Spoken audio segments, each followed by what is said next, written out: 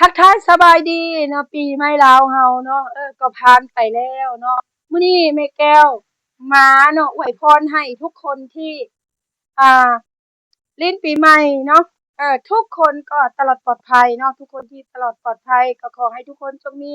สุขภาพที่เข้มแข็งเนาะมั่งคั่งแล้วก็อ่าร่ำรวย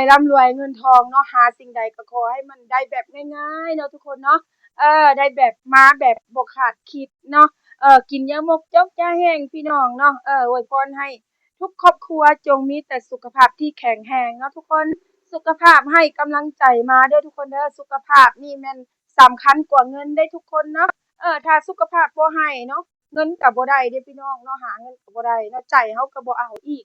แม่นหรือบ่แม่นทุกคนเนาะก็คือแม่แก้วจนเสียงแหบพี่น้องเพราะว่ากินน้ำเย็นหลายก็เลยขอแหบทุกคนเนาะ ฉะนั้นฝากแต่ละครอบครัวอยู่ดีมีแรงเด้อทุกคนเด้อขอขอบใจ